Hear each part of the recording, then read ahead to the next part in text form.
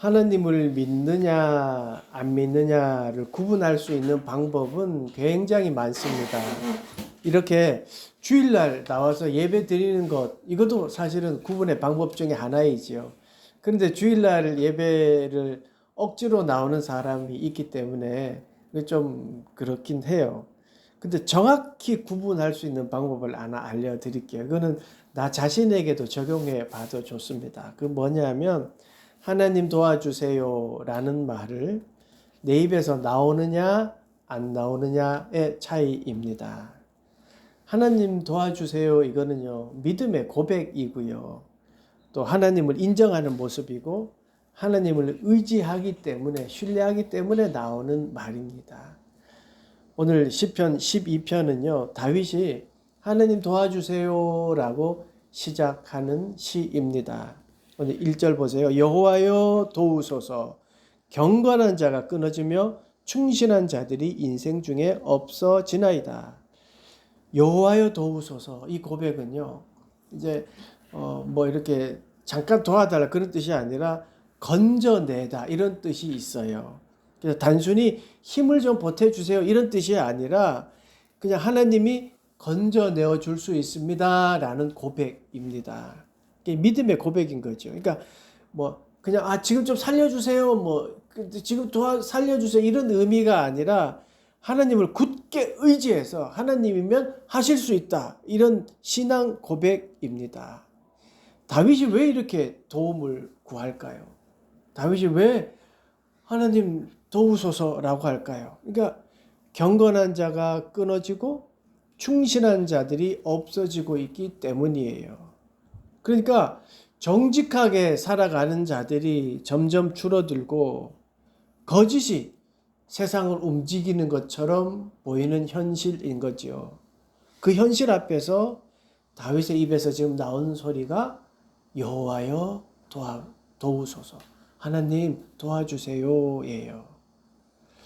우리는요 세상에 어떤 일들이 일어나는 걸 보면 정죄하고 또 이렇게 판단하는 걸 좋아해요.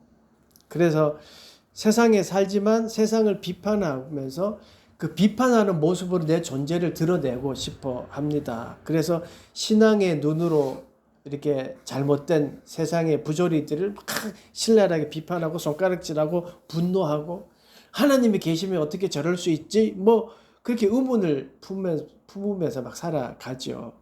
근데 다윗은요 그러한 현상을 딱 보고 자기의 어떤 판단부터 하지 않아요. 그러니까 현재 상황이 어떤지를 먼저 바라봐요. 그리고 내린 진단이 뭐였냐면 지금 거짓이 득세하고 아첨하는 자들이 많아지니까 지금 어떻게 되었냐? 경건한 자가 끊어지고 충실한 자들이 없어졌구나. 그런 안타까운 마음을 가지고 지금 기도하고 고백하고 있어요. 그게 2절이에요. 보세요. 그들이 이웃에게 각기 거짓을 말하며 아첨하는 입술과 두 마음으로 말하는도다. 이 다윗이 지금 닥쳐진 현실이 뭐였냐면 거짓말, 아첨하는 입술, 두 마음으로 하는 말들. 이게 지금 득세한 세상이라는 거죠. 그래서 경건한 자가 충실한 자가 사라지고 있다고 지금 다윗이 본 거예요. 국밥 좋아하세요? 국밥집 가면요. 원조 할머니 국밥집 이렇게 있어요. 근데 그 바로 옆에 40년 전통 원조 국밥 이렇게 있어요. 원조는 하나여야 되지 않습니까? 누군가는 거짓말하고 있는 거죠. 그런데 그 거짓말을 서로 눈 감아주고 있어요. 뭐라고 말할 수 없지만 좀 씁쓸한 거죠. 우리가 살고 있는 세상의 한 단면을 보여주는 것 같습니다. 서로의 유익을 위해서는 서로 단합도 하고 작은 거짓은 눈 감아 줄 수 있는 거 말입니다. 그래서 어때요? 진실되게 살면 손해보는 것 같고 오히려 거짓이 승리하는 세상 같아 보입니다. 여러분들도 살아가다 보면 거짓이 이기는 것처럼 보일 때가 있지 않습니까? 그런 상황은요. 고대 시대, 다윗의 시대나 지금의 시대나 변함이 없는 것 같아요. 세상은 여전히 지금도 그렇습니다. 거짓된 정보에 더 힘이 실리고요. 두려움을 조장해서 말로 여론을 형성하고요. 돈이면 된다는 말, 힘 있는 사람의 힘 있는 사람에 따라 현실이 이루어진다고 하는 어떤 그런 것처럼 보입니다. 그러다 보니까 세상에 진실을 말하는 사람, 정직한 사람, 한 마음으로 말하는 사람, 거짓이 아니라 하나님을 의지하는 사람, 세상의 말보다 하나님을 신뢰하는 사람, 그런 사람들이 사라지고 있는 거예요. 저는 이 말씀을 읽으면서요, 신앙적 오기라고 할까? 이렇게 생겼어요. 아니, 그렇게 거짓이 판치는 시대지만 열심히 사는 사람들이 있다. 신앙적으로 열심히 사는 사람이 있다. 사라지지 않았다. 하나님을 신뢰하며 사는 사람 여기에 있다. 우리 그리스도의 교회가 그 증거가 되었으면 좋겠다라는 소망을 가졌습니다. 우리 한번 해보자고요. 거짓이 아니라 하나님을 의지하는 사람이 되어보자고요. 세상의 말보다 하나님을 더 의지하는 사람들이 되자고요. 하나님을 창조주입니다라고 고백하고 예수 그리스도의 사랑이 진짜입니다 라는 것을 당당히 말하면서 세상의 증거가 되자고요. 아마 거창하게 캠페인을 하고 내가 영향력을 끼치지 못하더라도 각자의 삶의 자리에서요. 그렇게 살아가자고요. 그렇게 하나님의 신뢰를 회복하면서 살아가자고요. 그런 증거가 되었으면 하는 소망이 생겼습니다. 이제 3절 4절 보시죠. 여호와께서 모든 아첨하는 입술과 자랑하는 혀를 끊으시리니 그들이 말하기를 우리의 혀가 이기리라. 우리 입술은 우리 것이니 우리를 주관할 자 누구리요 함이로라. 하나님이요. 그 거짓말하는 자들, 아첨하는 자들, 두 마음 가지고 말하는 자들의 혀를 끊어버리신다고 말씀하십니다. 그 단지 거짓말 때문일까요? 아니에요. 그 사절에 그 이유가 나와요. 우리의 혀가 이기리라. 우리의 입술은 우리의 것이다. 뭐예요? 우리가 주관한다. 하나님 없이도 우리는 살 수 있다. 교만이에요. 하나님을 인정하지 않는 교만이에요. 거짓말하고 아첨하고 두 마음을 가진 자들은요, 결국 내 힘으로 살 수 있다. 하나님 필요 없다. 이 교만의 마음이에요. 거짓에 뿌리를 둔 이 교만이 그런 말들을 하고 그들이 세상을 지배하고 있는 거예요. 그러니 당연히 하나님 보다가 자신의 말들, 거짓을 더 의지하고 살아가는 게 우리의 현실입니다. 그런 현실에 대해 하나님 말씀하셔요. 5절 보세요. 여호와의 말씀에 가련한 자들의 눌림과 궁핍한 자들의 탄식으로 말미암아 내가 이제 일어나 그가 원하는 안전한 지대에 두리라 하시도다. 하나님은요, 그 현실을 알고 계셨어요. 그래서 거짓 때문에 나오는 탄식 소리를 듣고 계셨습니다. 모른 척 하신 게 아니에요. 다 알고 계셨어요. 가련한 자들의 눌림을 보고 계셨고요. 궁핍한 자들의 탄식을 듣고 계셨습니다. 가련한 자들이 누구예요? 거짓을 말하는 자들의 피해자들이에요. 그 거짓 때문에 내가 억울한 일을 당하고 그 피해자들, 어떻게든 정직하게 살려고 했는데 그놈들이 거짓말 때문에 내가 당한 그런 가련한 자들이에요. 또 가련한 자들이 누구냐면 아첨하는 입술에 속고 두 마음으로 말하는 자들 때문에 어려움을 당하는 자들이에요. 피해자들이에요. 궁핍한 자들도 마찬가지예요. 거짓과 아첨과 두 가지 마음 하는 자들 때문에 힘들어하는 자들입니다. 근데 그런 상황을 주님은 다 알고 계셨어요. 그들의 탄식으로 말미암아 이제 내가 일어난다고 말씀하십니다. 마찬가지입니다. 주님께서는요, 우리의 탄식을 듣고 계십니다. 이 말씀을 우리에게 적용한다면요, 그래도 하나님 말씀대로 살려고 하는 나의 마음, 성실하게 살아가려고 하는 그 마음, 그 모습을 주님이 보고 계십니다. 그래서 거짓말에 속고 아첨하는 말들 때문에 내가 힘들고 또 억울하게 하지만, 그리고 남들처럼 야, 너 두 마음 가지고 살아라. 세상이 다 그렇다라는 말을 내가 그 말을 듣지 않고 아니야. 주님은 다 알고 계셔라고 나는 한 마음으로 잘 살고 있다면 그때 그렇게 받은 또 그렇게 살면서 받은 소름 그런 게 있다면 하나님이 다 알고 계신다는 거예요.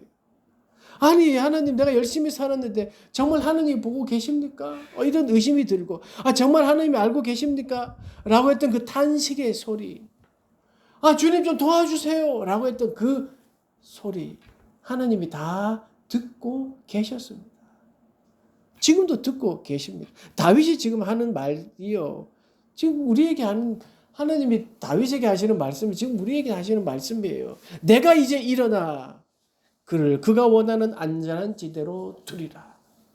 너희들 그렇게 탄식 소리 내가 알고 있어. 이제 내가 안전한 곳에 내가 일어날게 라고 주님이 말씀하고 계십니다. 세번역 성경을 보면 이제 내가 일어나서 그들을 갈망하는 구원을 베풀겠다 말씀하십니다. 이제 내가 일어나. 이제 내가 직접 나서겠다 주님이 말씀하십니다. 그렇습니다. 주님은요 우리를 가만히 내버려 두지 않으십니다. 직접 나서서 앞장서십니다. 믿음으로 살아가는데 참 힘이 되는 말씀이잖아요. 결정적일 때 하나님 우리를 그냥 가만히 두시지 않는다는 거예요. 하나님이 다 듣고 계셨고 또 결정적일 때 우리를 이끌어 주신다는 겁니다. 하나님이 일어나신다는 거예요. 그리고 우리의 탄식 소리를 듣고 안전지대로 이끄신다고 하십니다. 이제 6절 보시죠. 다윗이 도우소서라는 고백의 근거가 되는 신앙 고백이에요. 6절 7절 여호와의 말씀은 순결하며 흙 도가니에 7번 단련한 은 같도다. 여호와여 그들을 지키사 이 세대로부터 영원까지 보존하시리이다. 다윗은 무엇을 붙들고 살아야 되는지를 깨달았습니다. 세상이 흥황하게 만든 것 같은 거짓의 말, 아첨의 말, 두 마음의 말들이 세상을 흥황하게 하는 것 같지만 그거는 일시적일 뿐이고 순결한 하나님의 말씀을 붙들고 살아야 한다는 것을 고백하고 있습니다. 세상의 말은 욕심이 섞여 있고 두려움이 섞여 있고 자기 유익이 섞여 있습니다. 그러나 하나님의 말씀은 그 무엇도 섞여 있지 않아요. 거짓이 섞여 있지 않고요. 속임이 섞여 있지 않습니다. 그래서 순결한 말씀입니다. 그리고 7절에서 고백하길 하나님이 지키시고 영원토록 보존하신다고 고백합니다. 그러니까 하나님의 도움이 필요한 이유이지요. 그리고 8절은 참 인상적인 말씀입니다. 8절 보세요. 비열함이 인생 중에 높임을 받는 때에 악인들이 곳곳에서 날뛰는 도다. 여전히 악인들이 날뛰고 있는 모습을 다윗은 표현하고 있습니다. 그래요. 다윗이 그렇게 안타까워하고 진단하고 하나님께 도움을 구했지만 현실은 그대로예요. 여전히 거짓말과 아첨하는 말과 두 마음의 마음들이 우리를 흔들고 있고 우리를 힘들게 합니다. 그래서 하나님의 도움이 필요한 겁니다. 기도했을 때 하나님이 착착착 해결해 주면요. 더 기도하지 않겠죠. 근데 현실은 그대로이니까 더 하나님의 도우심을 필요로 합니다. 내가 강해서 이기는 거 아니고요. 순결한 하나님의 말씀을 믿어서 이기는 겁니다. 그런 세상 속에서 우리가 붙잡아야 될 게 뭐냐? 그게 하나님의 말씀이에요. 순결한 주님의 말씀을 붙들고 있으면요. 그런데 거짓이 구별되고요. 아첨한 말에 속지 않게 되고 두 마음의 말을 구별할 수 있게 됩니다. 그 구분하는 게 말씀이기 때문입니다. 다윗은 마지막 8절을 통해요. 여전히 있는 거짓말과 아첨하는 말과 두 가지의 그 마음이 가득한 세상에 살고 있다라는 것을 그대로 보여줍니다. 그런데요, 처음에 걱정과는 달리 세상의 순결한 말씀을 붙잡고 내가 하나님의 도움으로 살아가면 능히 이길 수 있다. 하나님이 내 탄식을 듣고 있다. 이걸 고백하고 있는 거예요. 그렇습니다. 우리가 현실을 보면요. 걱정되고 거짓이 이기는 것 같아 실망스럽기도 합니다. 그런데 아닙니다. 하나님은 아십니다. 하나님은 우리의 신실함을 아시고 우리의 신실함 때문에 억울한 일 당하고 어려움 당하는 것도 아십니다. 그래서 반드시 우리를 안전한 곳으로 인도하십니다. 그래서 우리가 주님 도와주세요 라고 기도하는 겁니다. 그래서 다윗은요, 하나님을 붙잡았어요. 그래서 여호와여 도우소서, 이거는요, 이제 아무도 난 할 수 없으니까 하나님이 알아서 하세요, 이게 아니에요. 절망의 외침이 아니에요. 하나님이 일어나실 것을 믿고 고백하는 거예요. 그래서 오늘 우리도요, 현실보다요, 하나님의 말씀을 바라보고 나를 귀하게 여기신다. 나를 위하여 십자가에 돌아가셨다. 나를 위해 돌아가셨다. 그것을 믿고 주님 도와주소서, 주님 도와주세요 라고 기도하는 거예요. 다시 다윗의 마지막 구절처럼 우리의 현실도요, 변함이 없습니다. 변함없어요. 악인들은 여전히 날뛰고 있습니다. 그러나 다윗은 현실보다 하나님의 약속을 바라봤습니다. 그래서 순결한 말씀을 붙잡고 주님 도와주십시오. 여호와여 도우소서라는 시를 맨 첫 번째에 고백하고 있는 겁니다. 하나님은 우리를 반드시 인도하십니다. 그리고 우리의 기도, 그 탄식 소리를 하나님은 분명히 알고 계십니다. 우리 한 주간 정말 주님을 신뢰하는 마음으로 주님 도와주십시오 라고 기도하는 그런 한 주간 되시기를 간절히 축원합니다. 기도하겠습니다.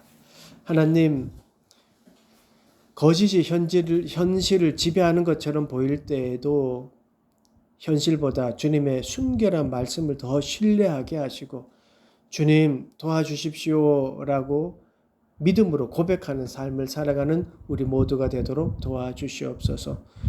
몸이 아파 또 고통 중에 있는 모든 성도들에게 또 치료 중에 있는 모든 성도들에게 주님 손으로 함께하여 주시고 우리가 늘 기도하는 자립 청소년들에게도 안전한 길을 열어주시고 또 필요한 사람과 은혜를 허락하여 주시옵소서. 하나님, 우리의 탄식을 아시고 일어나시는 주님을 끝까지 신뢰하도록 우리를 도와주시옵소서. 예수님의 이름으로 기도드리옵나이다. 아멘.